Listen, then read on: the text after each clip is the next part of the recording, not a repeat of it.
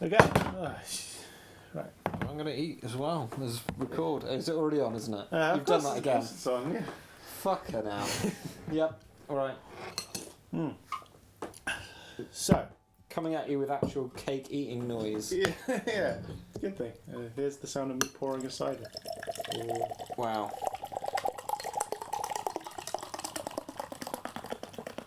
Oh, I got way too much cream on that. Okay. So, what was that mean? Oh yeah. Okay. So. Do you want to say what you're listening to? Yeah. Well, it's like 9:45. And I'm already 2 pints in. And we're both a bit tired. But welcome to the Mr. Grey Film Show, Episode 5. Episode 5. Yeah! What's the special? Civil Disobedience Special. Yeah, something like that, or General Unrest. Yeah, watch out. There's some curly barbed wire over there. Special. Yeah, Revolution. Rubble time. Yes, very good. Explosions. Unexpected explosions. Yeah. It's the Revolution Special. This week, this instance. Fucking hell. What? Yeah, we're doing well. Yeah, this instance, we will be reviewing rolling. The Hunger Games, which is about a revolution. Specifically, Mockingjay Part 2. Yeah, specifically the last one, the fourth one. And also... No Escape. No Escape, yes. That's what it was the called. The thing we just now stopped watching. Yeah. Oh, yeah, we literally just stopped watching No Escape. Yeah. I watched Hunger Games about 2 days ago. When did you watch Hunger Games? About 2 weeks ago, when I sort of... Oh, shit. So it's... I wasn't paying attention, and it's no longer fresh in your mind. Let's review it now. Yay! Yeah, so... Alright, we'll start with... shit, yeah, I should introduce...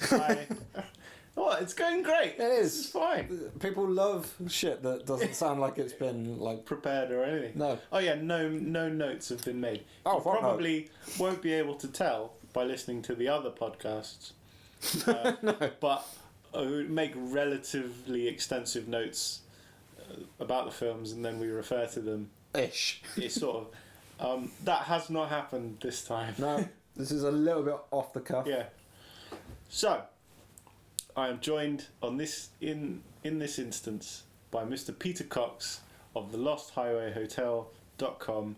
Hi Pete, how are you? I'm alright, thanks for having me back again. You're welcome. Yeah, it's good. It's good to be doing this again. Yeah, it's fun, isn't it? It is. It's like a day at the zoo. Yeah.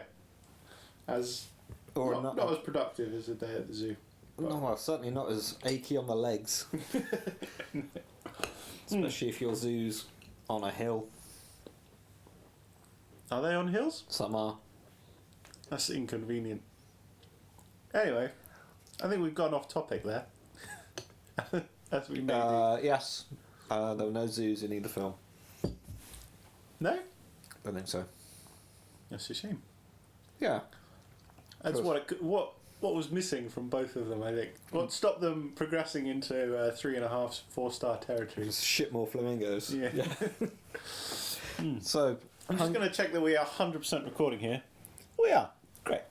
Good. I wouldn't have wanted to lose anything so far. It's all gold so far. Yeah. So, first up, we have The Hunger Games Mockingjay Part 2, the fourth movie in a series of movies about 3 books. Yeah. About a lady called Katniss Everdeen. She lives in Panam. It's a bit shit there, so she doesn't really decide anything. But she's involved in a revolution. Now it's the pinnacle of the revolution. Pinnacle? The end. Yeah. The bit where they actually revolt. Yeah, time to actually do that. Yeah. So, it's the fourth movie. And it stars Jennifer Lawrence. And... other people like that Josh Hutcherson character. Yeah, Josh Hutcherson. Julianne Moore. Thor's brother. Yeah. Liam. Yeah. Liam Hemsworth. Your last screen appearance of Philip Seymour Hoffman. Oh, ever. His last Yeah, one this is him bowing out. Very sad. Yeah. He's the best. That sounded flippant. It actually is. But yeah, but he's not really the best actor in it necessarily. well, there's, for a very good reason, I suppose, not that much of him here, which is it is sad. They couldn't record all his scenes. Natalie Dormer is in this as well. Yeah, she's alright. She was in Game of Thrones. Or still is, probably, yeah. There's the bald black guy from House of Cards. He's good. He's good in it. Yeah. Also Donald Sutherland. Oh, yeah. You know? Donald Sutherland. Yeah. He's good. He's a good bad guy. Yep. I have a big problem with his portrayal of Snow and him being cast as Snow because... Oh, yeah. You've read these books. Oh, yeah. Okay. So I haven't. I've read all the books. To my, not quite shame, but certainly not pride. I've read all the books. And I really enjoyed them, actually. It was a few years ago, and I had different taste. I'm not sure I'd enjoy them reading them now, but I certainly did at the time. And they are good. And I want to call him Snape. He's not Snape. Snow? Snow. Yeah. Yeah, Snow is a very different snake-like character, much younger, and a lot meaner in everything he does. Whereas Donald Sutherland is a bit like just a bit of an old man in this, I think. He's definitely calculating and mean, but not quite the way I imagined somebody in the book. Something that was there a little bit in this film was he was sort of coughing blood. It was sort of insinuated that he was not well.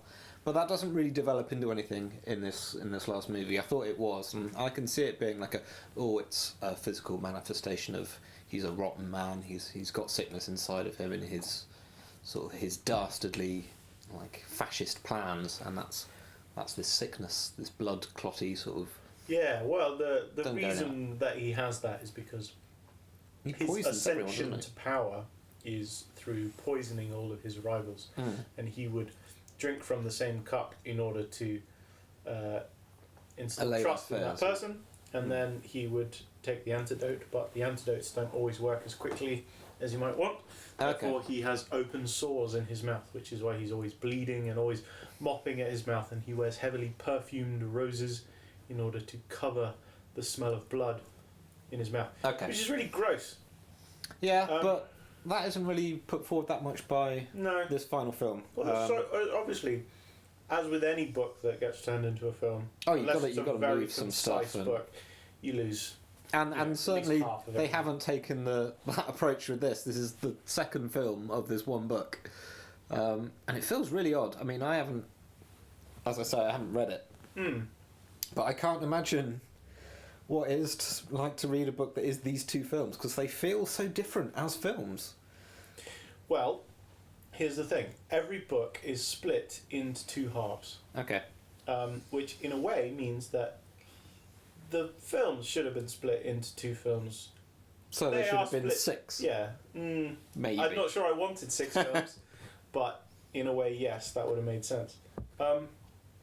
Yeah, so every book is split between the first half with Katniss and her mates coming to terms with the idea of going into the Hunger Games and how fucked up that is.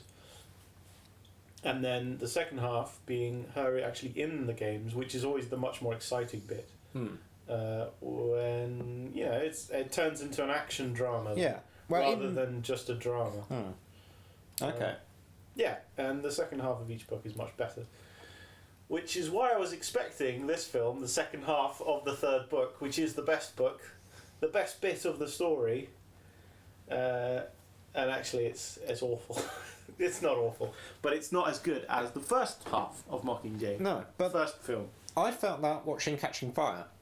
I was really interested in the first half. In fact, because I wasn't a big fan of the first film. It came out, I was like, no, the first film was really slow and... Well, it wasn't just that, it just felt like a lesser version of other things. I saw a lot of Battle Royale and the Running Man and the idea and the concept, and I wasn't won over that it was especially like, oh yeah, this is a leap on.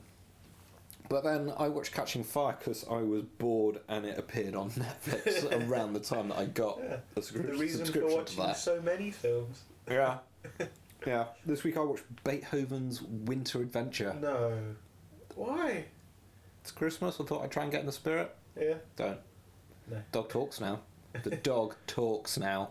To the people, and the people understand? Yeah, but only if they've licked a candy cane. Anyway. Oh, Jesus. Anyway.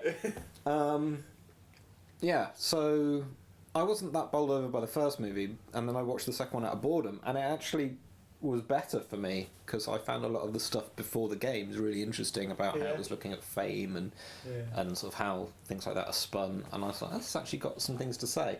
And then that increased again with Mockingjay Part 1. I think that's, of the 4, the best film. Definitely. Mockingjay Part 1. It's got a dramatic centre to it. Yeah, it is missing a third act because of the nature of what it is, but it's talking about a lot of relevant stuff as well. There's lots of talk about propaganda and how war can be sort of a PR exercise and things like that. And also the nature of celebrity and stuff when she's making the prop up or whatever they propose. Oh, it was annoying that the book has a lot of annoying words that it's invented that the films keep, which I think it definitely could have done away with. It could have come up with a better name than Tracker Jacker. I know that if there's some elaborate deadly device that's been planted in a neighbourhood for me, I certainly am going to call it a pod. Yeah, not a trap. A pod. Yeah, there's a pod that I can't see, but this computer can. Yeah, but could be anything, apparently. Yeah, I'm just downloading where it is, but not necessarily what it is. Yeah, it's a wall of flames. Or a bomb, or lethal oil coming at me, or a race of fuck knows what. Yeah. Okay, well, we'll get into the issues with the pods in a moment. Yeah. But yeah, third film, definitely the best. It deals also with Katniss's PTSD. Oh yeah. Which, as she would be at that time, 18-year-old girl, she would definitely have post-traumatic stress. Yeah, from what she's been through, absolutely. Yeah. And it's worth saying, and this applies to this last film that it sounds like both of us were a bit disappointed by. Regardless of that, Jennifer Lawrence is great in this whole series. Mm-hmm. Even in this last one, she's fully committed to it, and I mean, it's her star maker. It's the thing that's helped to prop her up to the position she's in, widely adored. And she takes it seriously, and she does a great job. That's as true now as it's been throughout them. So props for that. Yeah, definitely. Because she could have phoned this in. Definitely, she didn't do a Twilight where she realised that I'm suddenly better than the material I've signed up for, so I'm going to stop trying. Like a certain Mr. Craig in a certain presumed final outing as a certain Bond. Yeah. Do you think he phoned in Spectre? Oh, come on. He made no facial expressions apart from mild surprise when he landed on a sofa. He's never had range, no, Bond, but he looked bored as shit. Bond always looks bored, though. Does he? I don't know. This isn't the point. Yeah. We did the Bond review already. Yeah, I wasn't there. She commits. She does well. Mm-hmm. I don't think anybody does badly. Luke Hemsworth is quite dull. Yeah. Hemsworth's pretty. I've never been a massive fan of Josh Hutcherson either, to be honest. No. He does alright in this. Actually, he's alright in Detention, but I've got great in Detention. A great love for that crazy, crazy film. Watch Detention. Definitely. And don't be put off at the beginning. Oh yeah. Because it's the most abrasive beginning to a film I've ever seen. But actually, once you're past it, you get it. Once you settle in, you get your eye in. Yeah. On Detention. Detention, very, very, very briefly, is like someone took Scream and The Breakfast Club and Donnie Darko and injected all of them with sugar and went, let's play them all at once and see what happens. It's bloody nuts, and it's beautifully brilliant for it. Yeah, no, it's the opening is too much for me at first, but then I persevered because I wasn't in control of the remote. And I'm very glad that I did, because it's a really great film. Yeah. Anyway, that's a total other thing. That's us being nice about stuff. Fuck that. What's in the cinemas? That's what's important. Yeah, like No Escape. yeah. New to own at home, more or less. Yeah, that's what we'll start doing. Pretty sure it's out soon. I'm not sure I can be asked to go to the cinema twice. So the story rattles along all right. Kind of. Yeah, we pick It up. jumps about. Like, it's a very fantastical story, and it makes big leaps, and you just think, oh, would that happen? No, it wouldn't. Never mind, I'll try to move past it. And, yeah, and then So basically, she goes to war. That's the story, right? I mean, Peter is... Peter! Peter! Why can't he just be called Peter? Not Peter. Peter! Yeah, so Peter is... Yeah, it picks up where He's it left been off. mind controlled, and he hates Katniss now. He thinks that she is a controlled mutt of the capital. And then he eventually starts to get back control of his own mind and starts to realise, oh, actually, I love her. And Not sure how he does that, but he does. yeah, it happens off screen. Yeah, I think he gets bored of being brainwashed. It's easier to get a little bit bored in Mockingjay Part 2, but actually it starts out fairly well. There's this whole tactical thing they do on an arms bunker, which is kind of not shown in full, but you get the impression of plans afoot and the rebels actually making a dent. That's a huge bit in the book. Yeah. That's a couple chapters. Well, it's That's not a really good bit as well. When they crack the nut, which is the last stronghold held by somebody who's not the actual capital. So that's their big military installation. And once they've taken that, it's something of a foregone conclusion that they will eventually take the capital. But the whole cracking the nut, which is a big military base under a big mountain, and which is also like this big moral dilemma for all the yeah, because there's not innocent cast, but people within. yeah, all the characters. Yeah, so they're like, thousands of people will die, and we will leave a tunnel open for many to escape, but still thousands of innocents will die because of what we're about to do.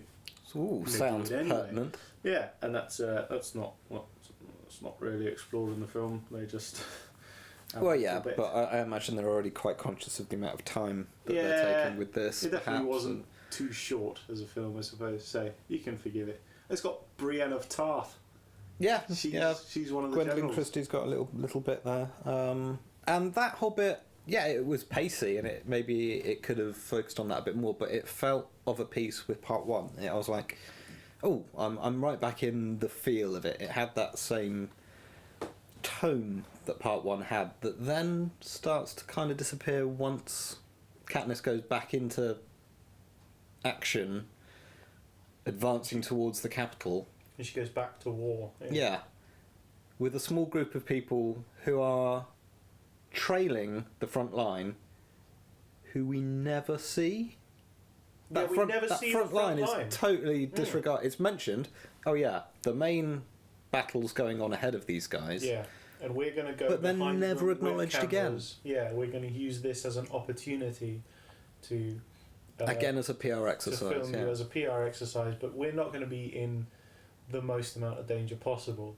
You get... Yeah, they very much portray that there is a front line and people are being killed in waves. But you never see anything the about real sacrifice of the war. And I wonder if perhaps that's because that would be quite expensive. The film Potentially, but probably- these films have, previous to this one, been romping back box office. Yeah. So who knows? I'm sure that was a decision that was looked at in the writers' room. One of the writers on this is Danny Strong, one of the people who's doing the adaptation for screen. Yeah. Who played Jonathan in Buffy. Who's Jonathan? in Buffy? The small guy who was in the trio of geeks. Oh, really? Yeah, he's become like a significant Hollywood player of screenwriting. He did that's The good. Butler as well a couple of years ago. He wrote that for the screen as well. Oh, so okay, that guy. yeah, he's doing well for himself. Because it would be a shame if that was the height of his career, that bit in Buffy. He seemed alright. Plenty more people have made lives out of less, I'm sure. True. The wastes of signing things at conventions. There's got to be some actors who just hate that is what they do. Anyway, yeah. Yeah. So back to Hunger Games. The tone of it, okay. Now, I'm not a big lover of constant action. The worst film I've seen in many a year is Transformers 4, which is just relentless, mind-numbing action. Jesus Christ, won't somebody sit down and have an earnest conversation? I want some actual drama in a film about people. This is just robots hitting each other. Christ alive. But what I really wanted from Mockingjay Part 2 was a big action scene. And that's not really what happens. Instead, it tries to do earnest bit where characters connect and realise something about themselves. There's so many bits where there's that earnest bit where they have that conversation between two actors, and the emotion, they try to put forth the emotion, it pours out of them, and it's just, you can only have 2 or 3 of those in a film at the most. Well, it felt Otherwise like it felt too much, and there's at least 10. Imagine Lord of the Rings if you'd only followed Frodo and Sam. Yeah. And with Gollum. Yeah. It would have been a bit much. Just that continuously. And that's a little bit... It felt like a hard journey. Yeah. Which is a bit of a hard journey to watch. If you put them back to back, what's going to run longer, Hunger Games or Lord of the Rings? Oh, Lord of the Rings, I would think. Yeah? There are 4 Hunger Games films there. Yeah, but most of the Lord of the Rings movies are quite a lot longer than Hunger Games. Actually, no, the first couple movies are quite long, aren't they? Yeah, they're like 2.5 hours. First couple 2.5. movies. 2 hours to 2.5, all of them. I think Hunger Games is probably in total about 9 hours all in. Yeah. So's Lord of the Rings. If you've got no, not to not get the extended versions. That doesn't count. The extended. I need more screen time of whatever. What do they cap out at 11 hours or something stupid? Yeah, between 11 and 12. Yeah, there you go. I've done it. The standard Lord of the Rings films. Okay. They're going to get you to about 9.5 hours, right? Which is the same as Hunger Games. So the point is, with Lord of the Rings, there are like 8 main characters, something like that. Lots of different... You're chopping and changing between different stuff. But really, in Hunger Games, there are 2. 2 or 3. Well, you kind of count Gale, but not really. Really, it's Peter and Katniss. And really, it's just Katniss. Yeah, and she is great, but... Yeah, a lot of her... that Gale guy, I forgot the character's name for most of it. This movie, he's more prominent than before, but wastes that opportunity to show himself. I didn't even... People talk about, it's a love triangle. Is it? I never really thought he was a credible entity in the story. It was... I don't know, I didn't feel much for him or anything about that. No, well, you just don't spend enough time with him in books 1 and 2, or films 1 and 2, sorry. So he's very peripheral. Yeah, you don't give a shit about Gale because actually he's referenced a lot, but it's all her remembering shit about him. And since there are very few flashbacks, in order to keep it moving forward, it's just her feeling guilty about kind of liking Peter, because really she feels that she should like Gale more, but she doesn't, and it's just like. But then her pushing all of that down, it's all very teenage emotion. Well, it's there for it's the far young from my adult favourite package bits that of is. the books. Okay. I like the bits where she learns to kill people in the woods. Those are the good bits. Okay. So they advance towards the capital. And Snow has emptied the capital of people largely in order to sort of lure them in, and filled it with these pods that are traps. And they're ridiculous, some of them. I would say that actually the whole concept of putting traps all over the city and filming it, and the traps being very elaborate and quite stupid, is explained in the film a lot better than it is in the books. Yeah. Which is, we will film it and do these elaborate traps so that we can then show this to the people once the war is over. Look what happens when you attack the capital. Yeah. Look at the horrors we inflict on you. And there is a brief scene where that's very well done. That scene's not in the books, and when I was reading the books, I was like, Jesus, I don't think they would do this. I think they would probably just send out the planes and bomb the shit out of everybody like they do in a real war. But it's still pretty stupid. Yeah, it felt a bit like... Have you seen Cube? Yeah. It felt like someone had just laid Cube out flat. Gone, walk through this. There's some lethal oil. Or explosions, or weird albino people who live in the sewers who we're not going to mention or explain whatsoever. Because the lead up to that is great, by the way. That's, for me, the dramatic tension in that is probably the high point in the movie. Tunnel scene is great. It actually approaches horror movie tension of, oh shit. Because they're trying to get close to the capital by going underground. They end up in these sewers. There's a nice conversation-y bit. And then, oh, something's down here with us. And the tension just ratchets up really quickly, and it's done really well by director Francis Lawrence, who, by the way, if you're writing about a film, the general thing to do is to refer to everyone by their surname. It's just what everyone does. Which is fine, unless your director and your star have the same name. Have the same last name. So it becomes a lot more fun to try and write that review. just saying. Yeah. Did you just still use their surnames and just see if the review makes any sense at all at the end? I think I just called her Katniss. I just sorry Jennifer. Chicken out. Yeah. Anyway, the setup for that is great, but then the payoff, these things attack, these albino sort of they look like the things from The Descent. They do. It feels like something out of a very different film. Tonally, we're suddenly in a horror film, and it's inexplicable, and it doesn't logically really make sense that Snow's government would have these beings but use them solely for this when they've got a rebel force attacking, and there's lots of arbitrariness to that and the oil bit and some of the other stuff as well. Yeah, because the whole deal is he's supposed to be torturing her specifically. He's designing his own defense as a way to attack her psychologically. And whilst that's reasonably interesting in a story way, although not portrayed very well, if you think about that logically, it's really, really stupid. He is defending his own kingdom. He would have the defense in mind first, rather than emotionally attacking a young woman. Yeah, just one.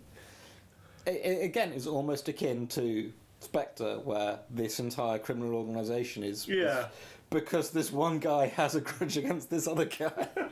And that then leads to what is for me the most maddening part of the entire franchise, which is having tried to be so sneaky after all this time. The big idea at that point, having gotten close to the capital, is, oh look, we're famous and our pictures are everywhere, and there's a checkpoint of all of Snow's men. Let's walk directly towards it. They've got coats on. Yeah, and they look down a bit. Yeah. But that's the whole plan. We'll walk towards it and figure out what happens next, which fortunately is an airstrike. Yeah, well, they're walking towards it, and then, to give it credit, their plan is going to fuck up massively.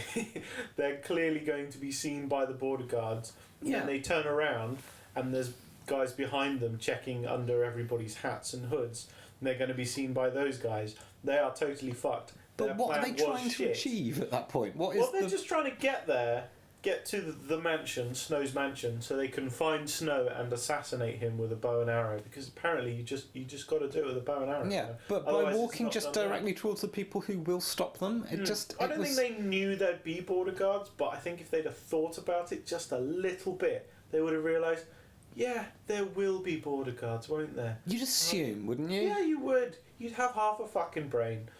But the film does acknowledge that their plan was stupid, and so it does put border guards there and guards behind them, and they are totally fucked until the airstrike bombing thing, which I don't know if you got this, but the parachute bombs that fall down, they look like aid to begin with. I got that. Yeah, so they are. No, I mean, just before that, there was some sort of intervention which stopped Katniss and Gale from being discovered. I don't know if it was an airstrike at that point, but some bomb or something went off. Oh yeah. Sorry, so there was a big explosion, really and then convenient. there's a bit of panic before. Yeah, before the airstrike, which is the controversial sort of who is responsible.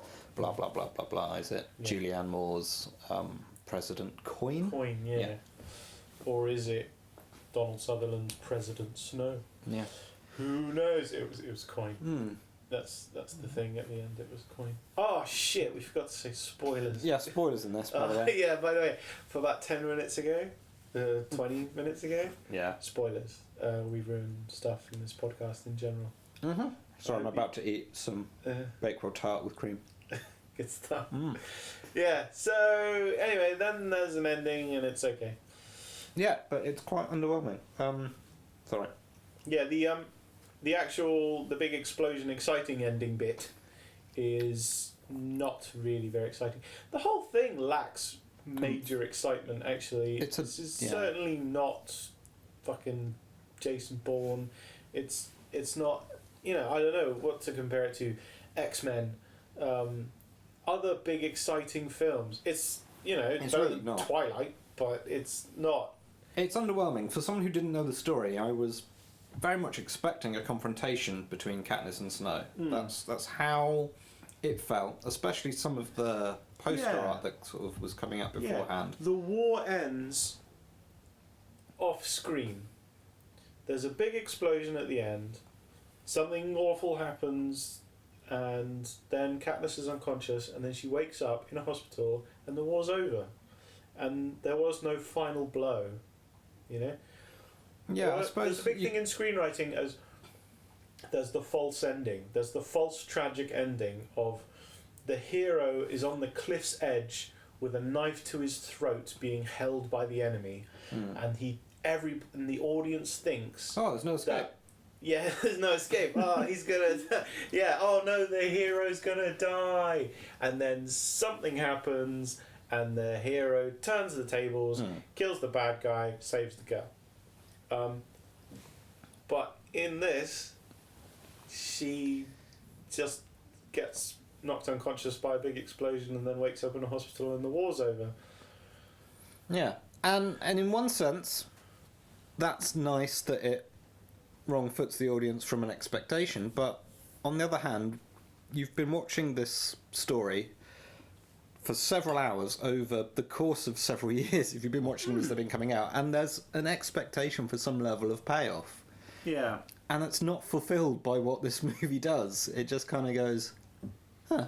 Yeah.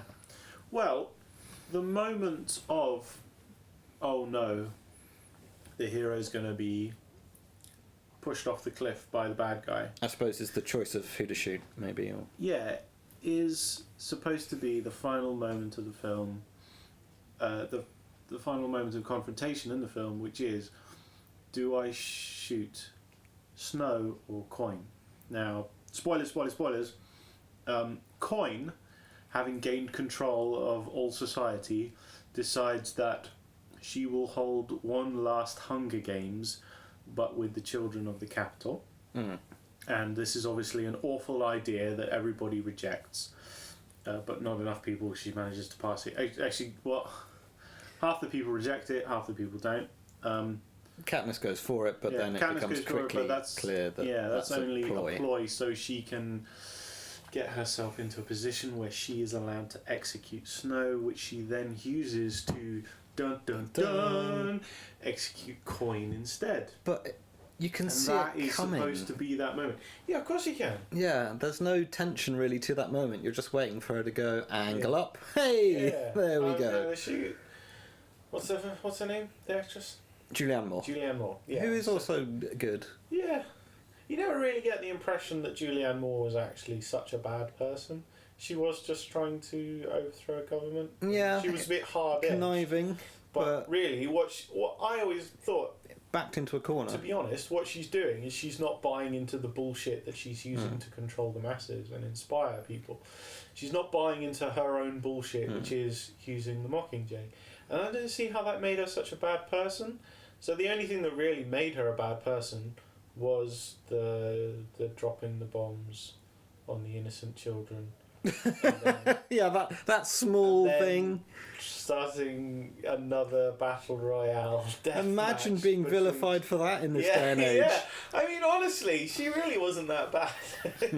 No, okay, yeah. So she did some bad things right at the end. Yeah, and there's a heavy suggestion that both her and Snow played by very similar rule books of using other people to their own gain, and yeah, taking advantage of people to sway public opinion and then blah blah blah blah blah. I suppose it is nice and fitting in a way that Snow is eventually killed by the people en masse. Oh yeah, they just rip him apart. Which you don't really see. I mean, you're not going to in a 12A. You didn't see any blood. Oh, what, Remy from House of Cards gets his legs blown off. No blood anywhere. It's no a, blood it's in a the 12A. whole I didn't. yeah. I wasn't complaining at no blood. I wasn't expecting I don't know. blood. I saw that and I thought, really, no blood here? Like, he's got his legs blown off. Either put that in a 12A or don't. Well, but when that happens, there's blood.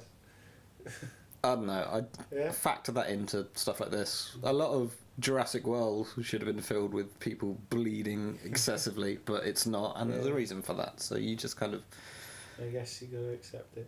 Yeah, I'm not a gore hound with movies either, and I know you're not, but. I don't know. I just like a bit of realism in there. I think realism in a film where a group of people are attacked by evil oil, but not quite enough of it. Yeah. Yeah, what was going on with the oil? Yeah, they go into this big... Sort of arena, sort of this... Well, yeah, it's not an arena, is it? but it's a courtyard. Yeah, it's a highly walled courtyard, and then the narrow escape points of the courtyard close off, so there's no escape. Dun, dun, dun.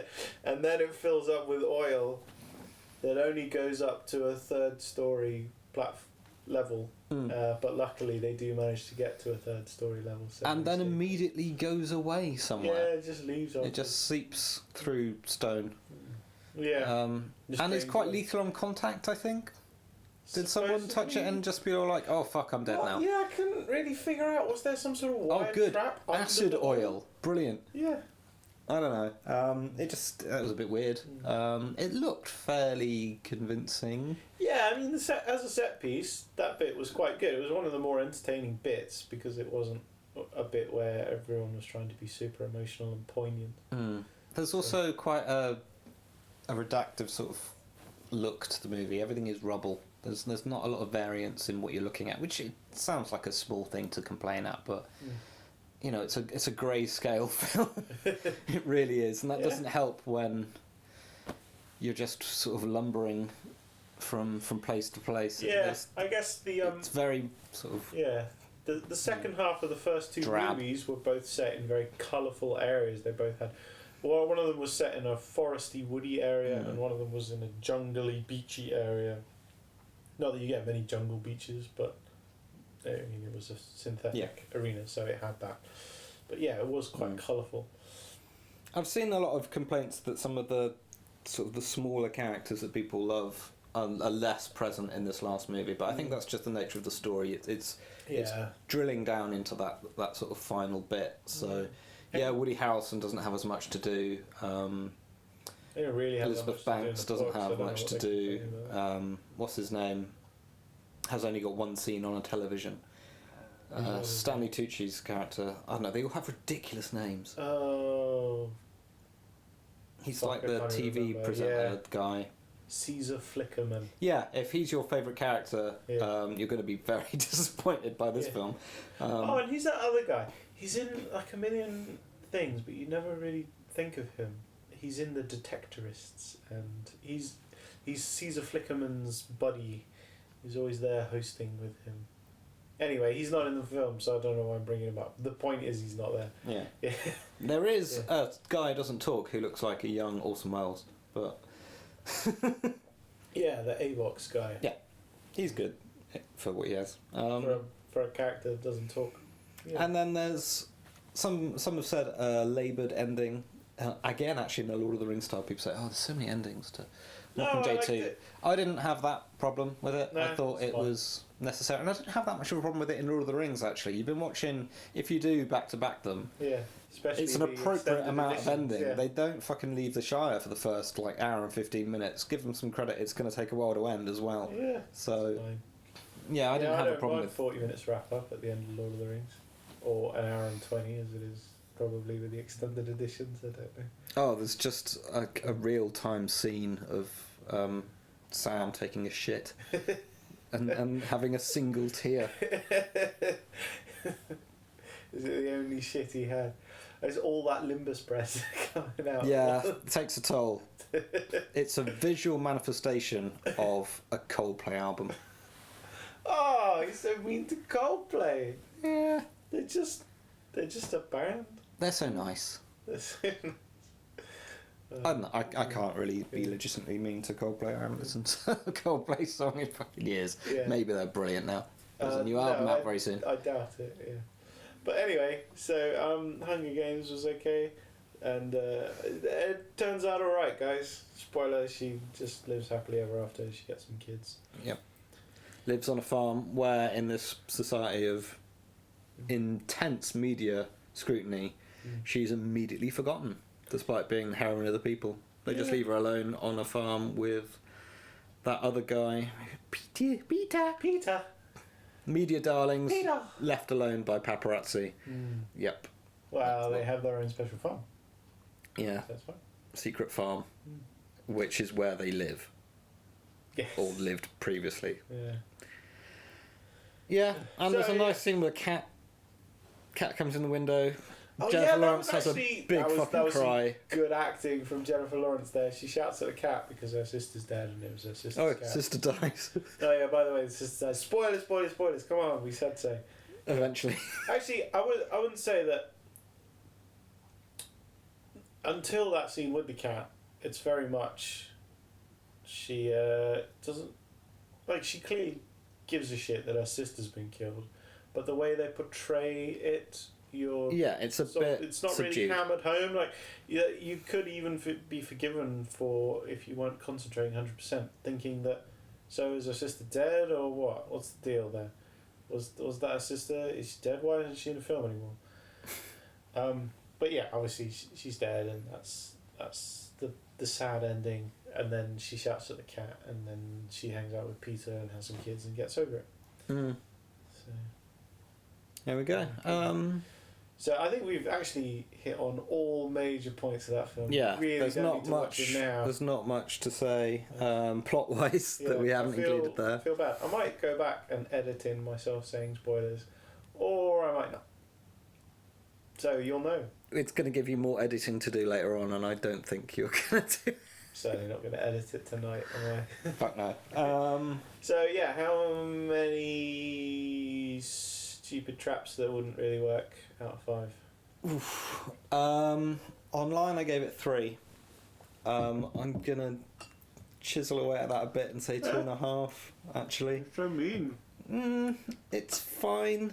I mean, 2.5 is an exactly down the middle. It's all right. No, it's not, because it's an 11-point scale. Shush you.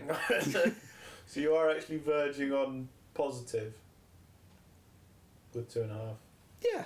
Yeah, And I think that's fair. It's not remarkable. It's disappointing for the series as a whole, but maybe if you watch all of them back to back, it feels more well paced. But by itself, it doesn't feel well paced.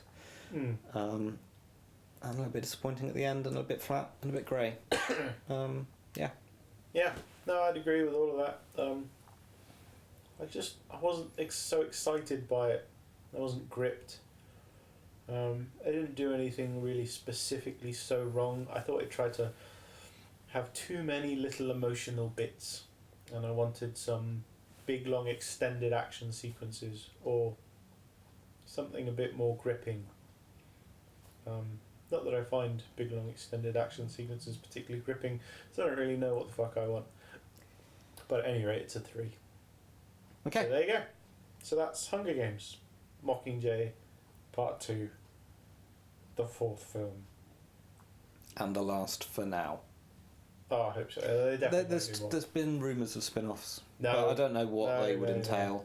Fucking Gale's God. adventures in pissing who knows where. No, I don't want that at all. District 4, The Untold Story. Oh, Jesus, no.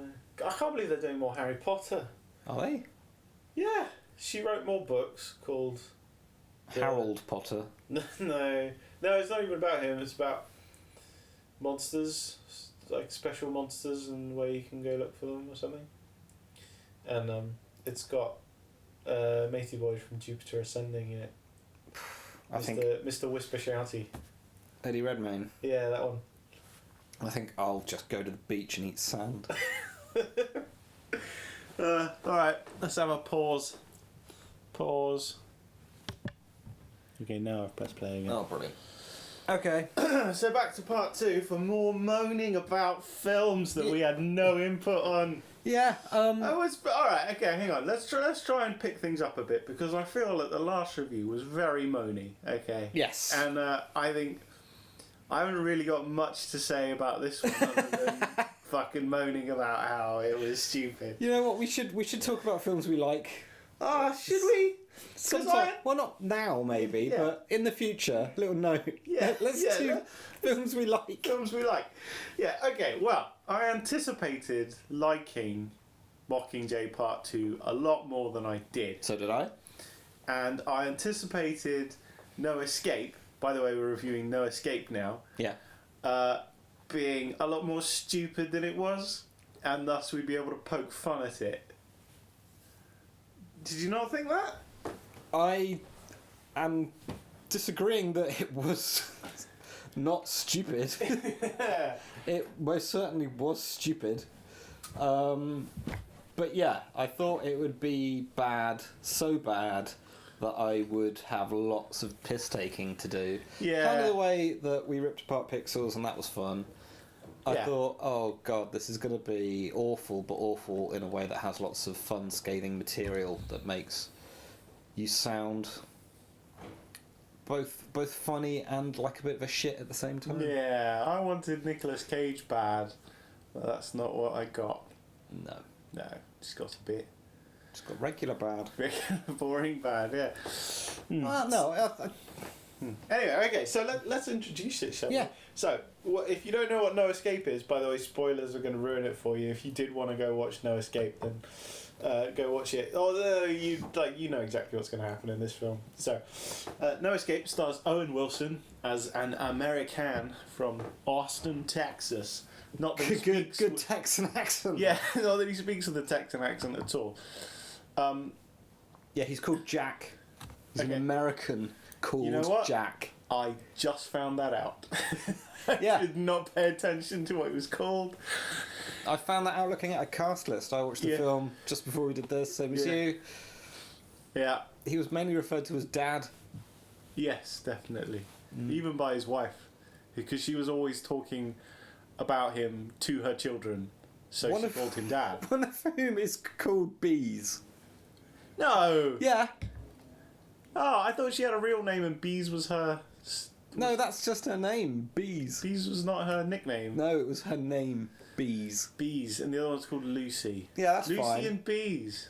Oh, jeez. Bees is the younger one. You've had one child, you've called her Lucy, that's fine. Yeah, now now- you're having another one. Oh, what name should we pick now? Yeah, it's like having sausage and mash one day and then having. Should we name our child by pulling out a Cards Against Humanity card? Yeah, fine. Which one did you get? Bees? Or spell it a bit different. Yeah, with a Z.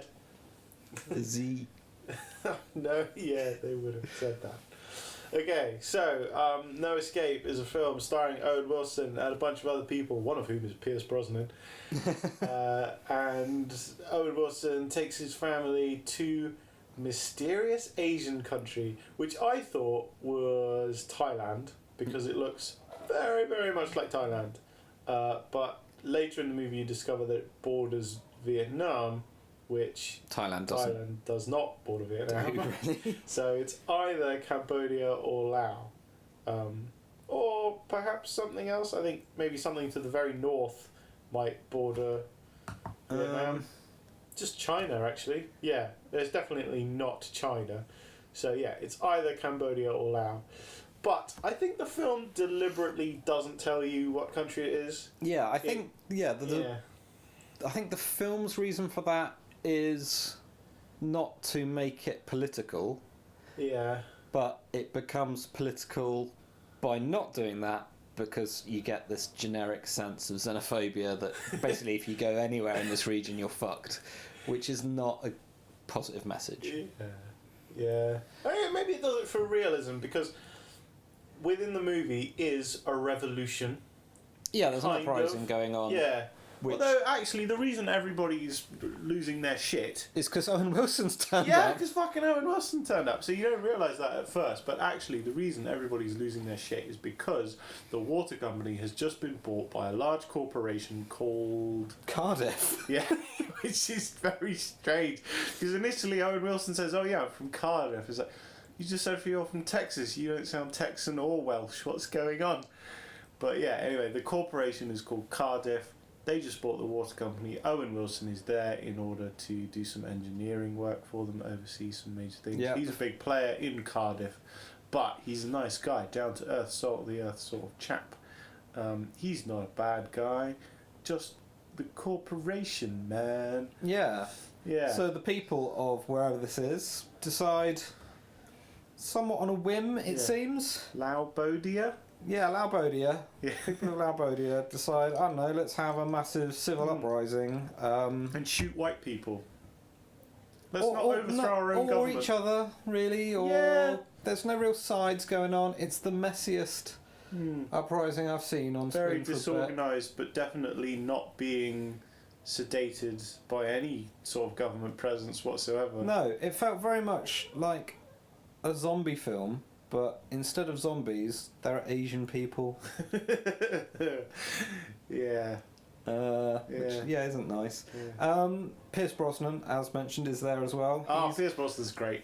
I liked him a lot. He's the best thing. Yeah, selling feature for the movie is definitely Pierce Brosnan's Hawaiian shirted, brummy kind of possibly present MI6 type character, as far removed from Bond as he could be.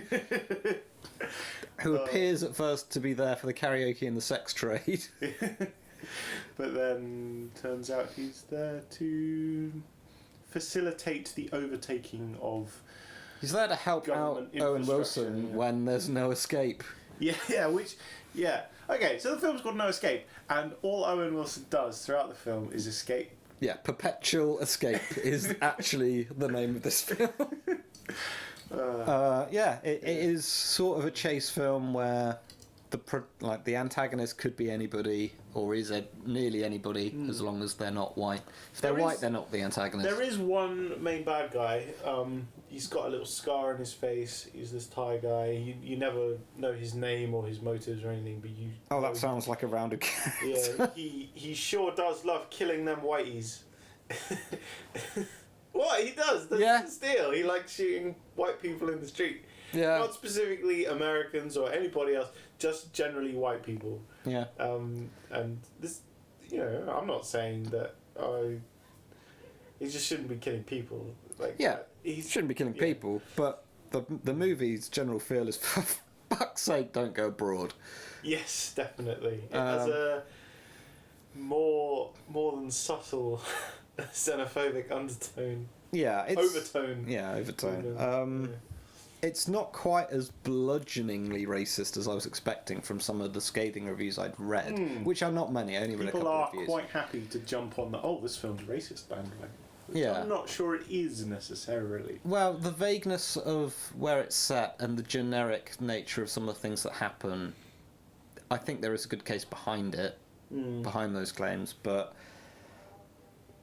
It's not almost inclusive, is it? No, but it's almost diffused by its very laziness. In being so, it doesn't matter who these people are. Yeah, that is racist in itself, but you're not... There's no specificity to it. No, it's not malicious. It's a weird laziness. It's just ignorance. It's not... Yeah. Yeah, it's just being ignorant of an entire region. Yeah, it's not trying to portray the idea that Southeast Asia is a horrible, violent place where nobody could possibly live in peace. No, because you've got a happy, plucky, nice Asian character who, for audience ease, is given an American name. Yeah, what's he called? Kenny Rogers. Kenny Rogers. After Kenny Rogers. He loves Kenny Rogers. Because it's hilarious that he doesn't look anything like him. Yeah. Yeah. Yeah, he dresses up his taxi in Kenny Rogers gear and he wears a cowboy hat. Because, of course, he's a taxi driver. Yeah. So yeah, Owen Wilson and his family. His wife is played by Lake Bell, who is normally fairly good. She's quite good in this. Yeah, she doesn't fuck it up. No, What the more do kids. you want from anyone in this film? Yeah, they arrive at a nice hotel. Yeah. Even though it has no internet, no television, none of the plug sockets work, you can't call But anybody. you get the impression that that's not the standard practice, and that actually normally the hotel does have working internet and phones, but because the revolution has begun elsewhere in the city, yeah, this is a. that's why the TV and the aberration. phones out and the internet. Yeah, and then Owen Wilson goes for a lovely stroll. Gets lost. There's a nice bit actually where he's getting lost in the new country that he's literally just arrived in. He's feeling very put out.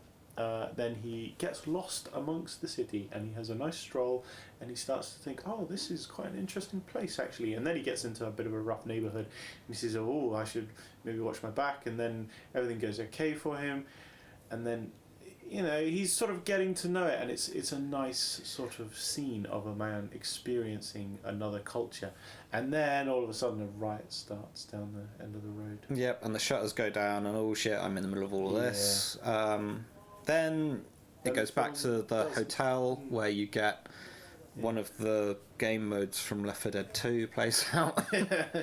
Yeah. They all go up onto the roof because, as we've all learnt from horror movies, if something's attacking you, definitely go upstairs. Oh, good, there's a helicopter. Oh no, it's full of people with guns. Yeah. Okay, it was a really weird bit where he gets up onto the roof with his family. He's finally got there. It was quite a dramatic bit where he had to escape some dudes.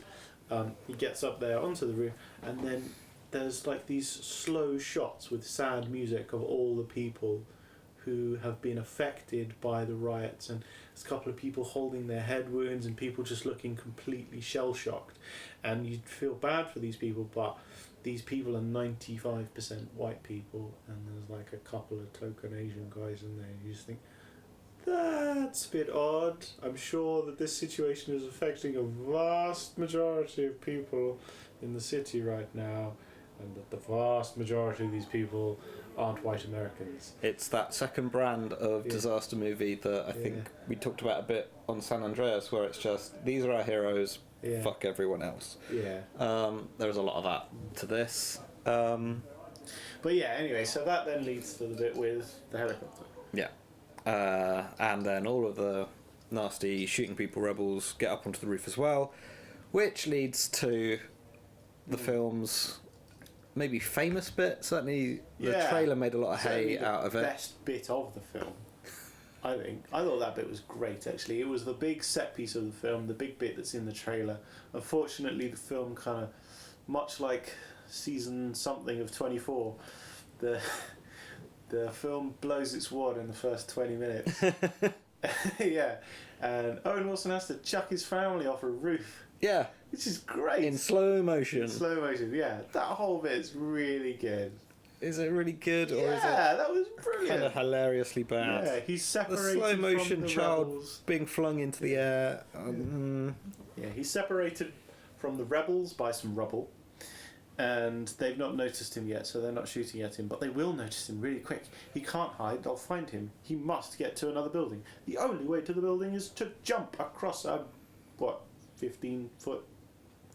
Yeah, section. some improbable... Yeah. Looks Jump actually a lot wider than it is. Yeah, jump onto a lower, Apparently. but certainly far too far away bit of roof. Yeah, you couldn't possibly have jump. used some of the debris to fashion some sort of bridge. Yeah, he could have done maybe. So he's there with his family and token Asian man who's just standing around being useless.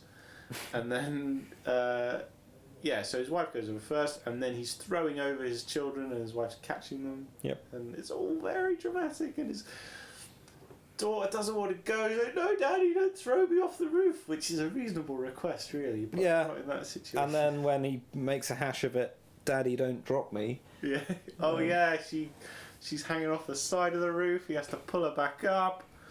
He's apparently a lot fitter than... Well, I suppose he looks like he's in shape, but... Yeah, he's a lot fitter than I am, definitely. He doesn't... It still looks like a bit of a stretch to say that he had the capacity to really wing those children that far. Yeah? Yeah, he didn't have a good... No.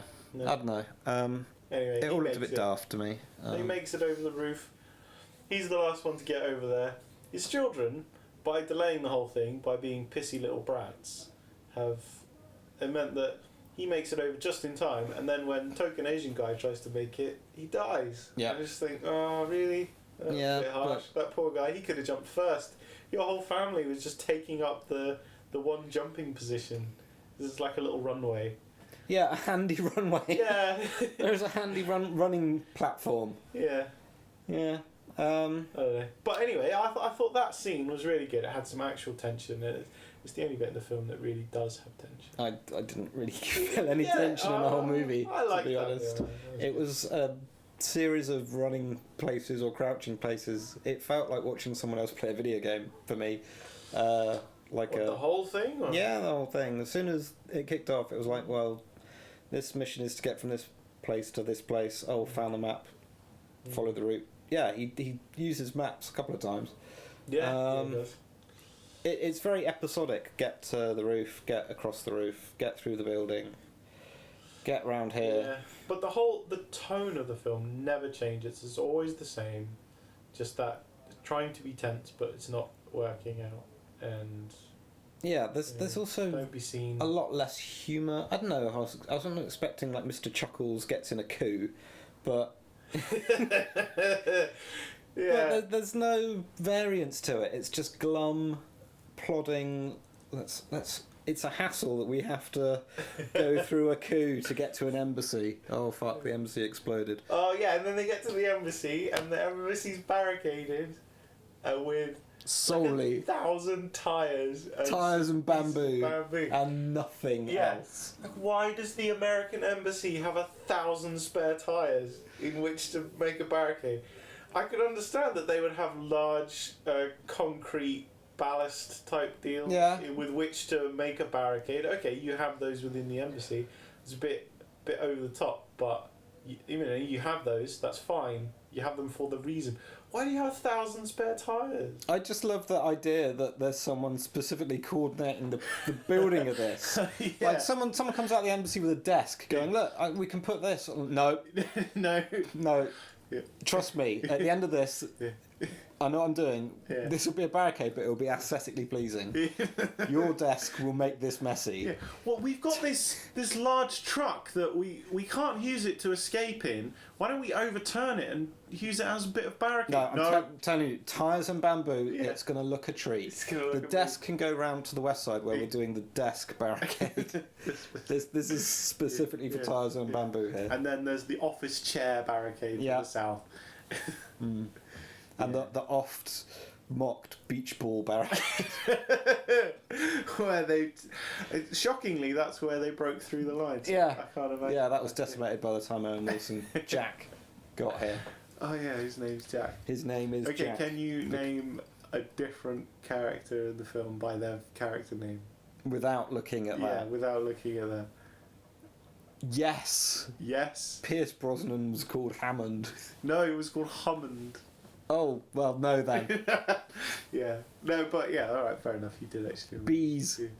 Bees. Fuck. What was his wife called? What was his wife's name? No. No idea. Don't know. No. Mind you, there's not that many characters. There's only 6. Yeah. Everyone else is generic Asian person. Yes, violent they or are. not violent. They are the flip side of a coin. That's it. They're either a violent psychopath or a sympathetic bystander. It doesn't land evenly. No. Yeah, this is not a 50-50 split between heads and tails on this coin. No, it's weighted heavily in the violent sociopath. Yeah, so the film puts forward the point because Pierce Brosnan turns out to be MI5, not MI5, MFI, no. MI6 5 or 5 or as Owen Wilson something. refers to him, British CIA. some sort of British CIA. Yeah, so he's that guy. And he's there on behalf of the Cardiff Corporation in order to facilitate the takeover of the national resource that is the water companies. And that sparks the big riots. So these people are supposedly just defending their homeland from corporate takeover, which in a way is fair enough. They're being a bit violent and unnecessary about it. A bit. Let's line up 4 people in the street and drive a truck at them. Yeah, okay. They're being a lot over the top about it.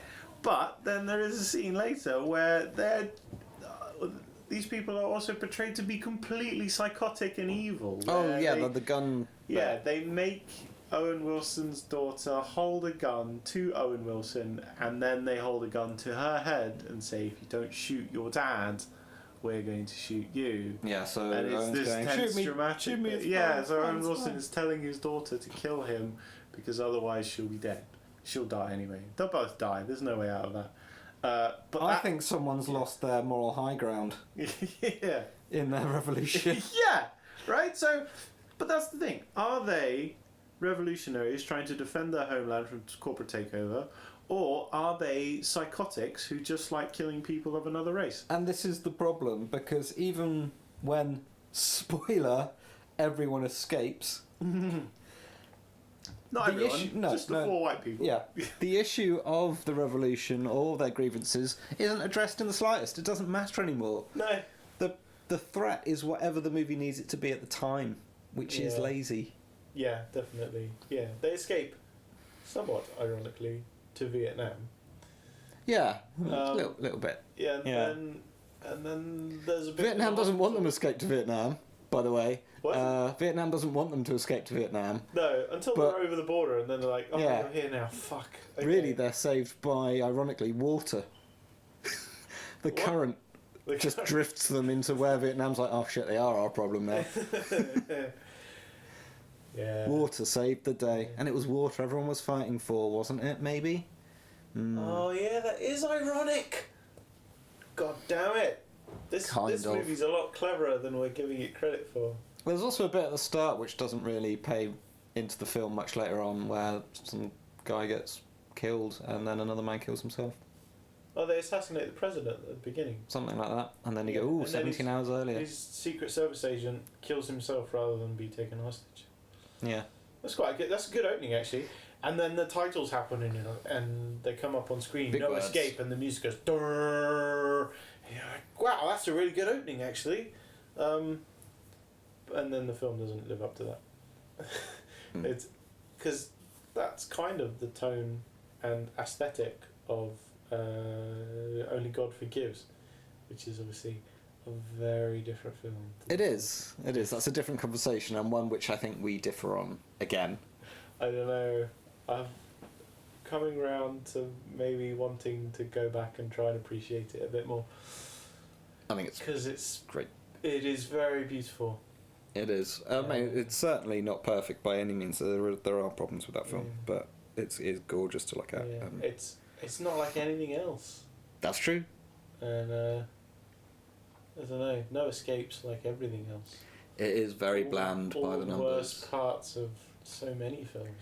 It's something I found funny. I think in the trailer it says like from the producers of Taken and Taken 2 and Taken 3.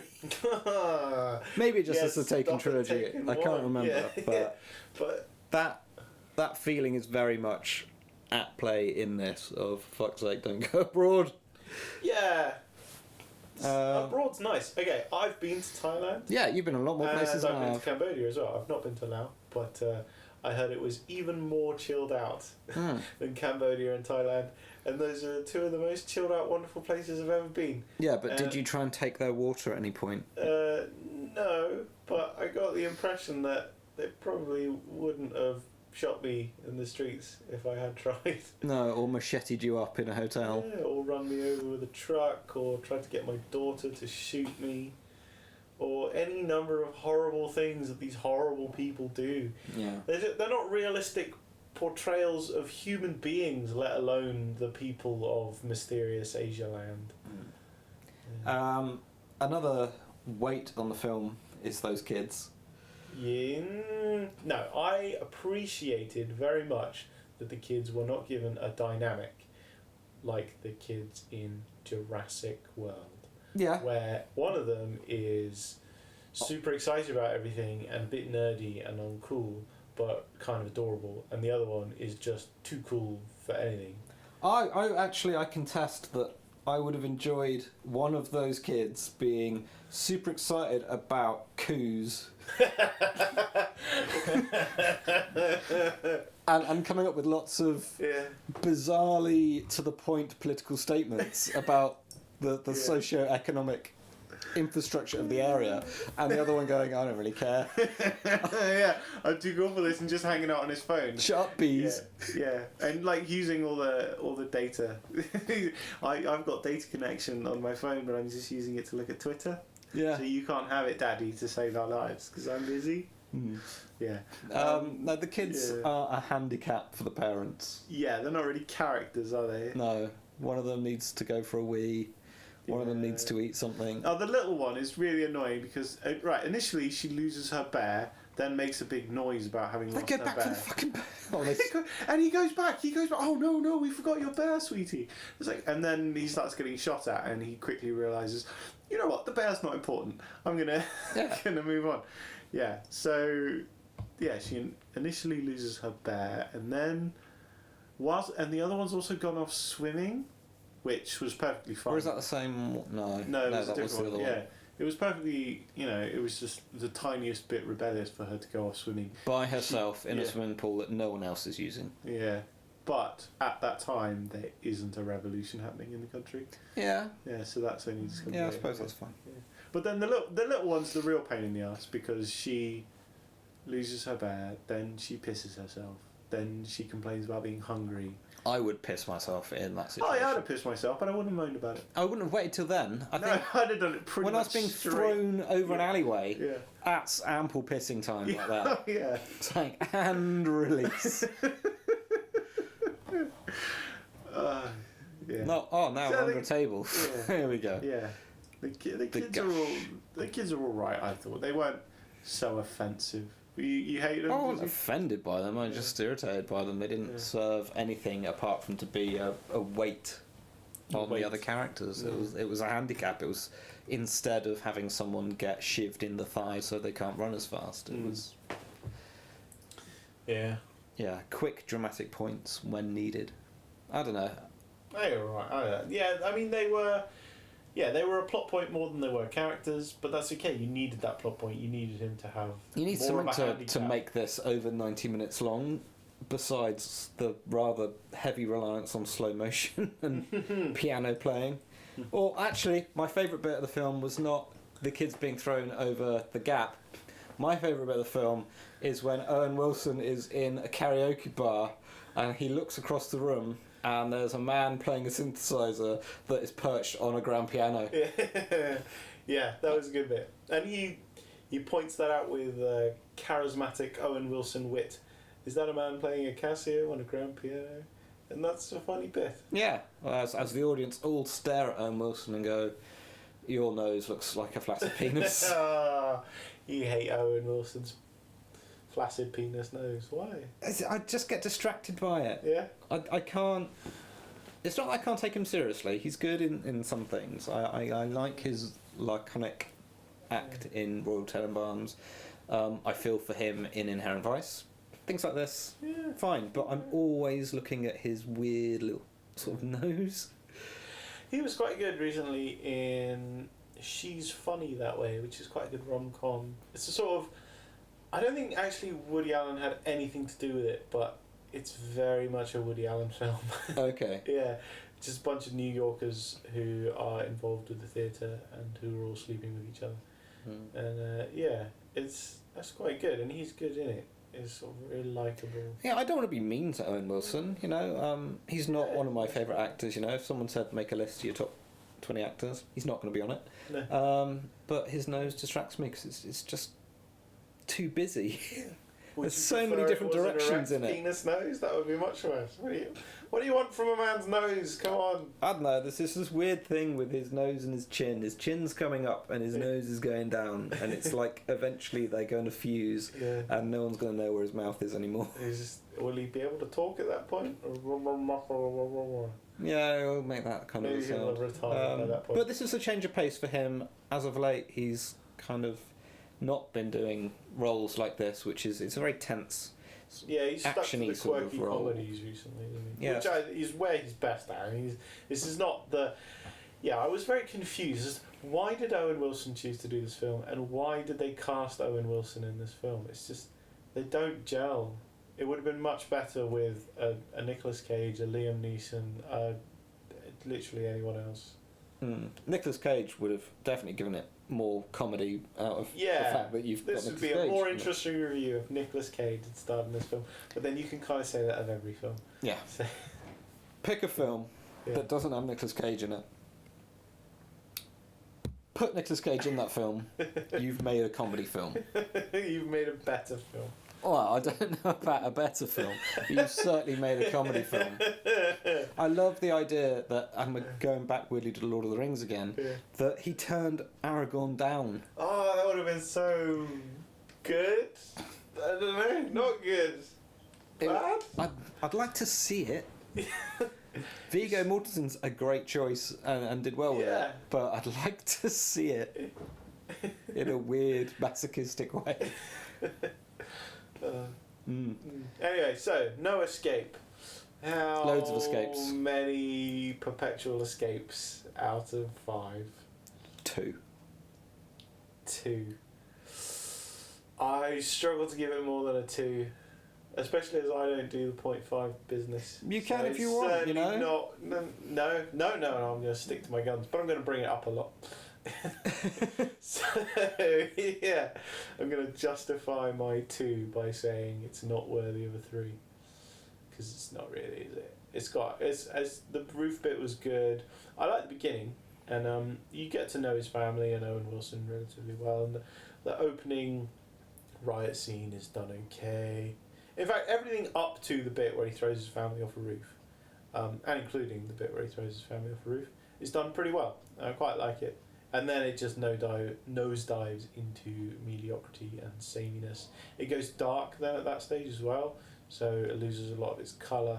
It just goes monochrome in palette and style and tone, and just think, oh, when's this going to end? And then it does, and you're like, oh, that was the end? Alright, whatever. They should have had a bit in the middle where, you know, like in Shaun of the Dead, they're going down an alleyway and a group of people come the other way, and they're all sort of very similar roles. Yeah. They should have met Katniss. And everyone coming the other way. Going like, oh shit. Yeah. Don't go that way, it's there's a pods oily. down there. There's pods. Asian pods. All a bit the same. Yeah, they're all a little bit smaller than normal pods. Fucking hell. Now we're being racist. I'm sorry. That was an awful. Awful analogy. Yeah. I'd edit that bit out if I wasn't too lazy. I'm sorry, audience, and I'm sorry, Asia. I really like Southeast Asia. It's a wonderful part of the world. No, I really want to go back. Like And I feel like this Owen Wilson has not done it justice. No. And this film is... He was never going to. I didn't expect him to. No. I don't know who this film is meant for. I suppose it's meant for wide appeal, but I think, I don't know, there's a... It's meant for the Taken audience. Yeah. But the Taken audience got bored. You know, nobody appreciates Taken 3. Yeah. No. It was, I don't know, I almost enjoyed Taken 3 more than 2 because I just hated 2 so much. But I didn't enjoy 3. Nah, 3's awful. Worst thing. So yeah, another deflated set of films. After saying let's be less complain just as much. Yeah. Because we watched films that are not good. So it's our own fault. We've no one but ourselves and the directors and everyone involved in the films to blame. Who directed No Escape? Let's name John Eric Dowdle. Dowdle? Yeah, Dowdle. Yeah, I'll say that. John Eric Dowdle. Yeah. I think did As Above, See Below, which was a found footage horror film last year about being trapped under Paris that was quite good for a bit and then wasn't. That's marginally better than this. The end of my words. And the end of this review. Alright, well, thanks for listening to the show. I apologise if it was a bit rambly and complaining. It certainly wasn't well structured or put together because we put no effort in. Yeah, I'm sorry if you had to hear, especially in the first half, me eating Bakewell tart and tinking on the table a bit. That was the best bit. Great. Yeah, so the next one, okay. Loads of effort's going into the next one because the next one is Star Wars. We're only reviewing one film. We're going to have loads of people involved. It's going to be great. And actually, we'll probably only have about 4 people involved. But there will be loads of effort put in, and it's going to be the best one ever. So listening to that. Yeah! Which I suppose you would have done if you like the show, which I assume you do because you made it about an hour and 22 minutes in so far. So, We've done a lot on films we were struggling. And on that note, let's end it as quickly as possible. Thanks for bye. listening. Bye.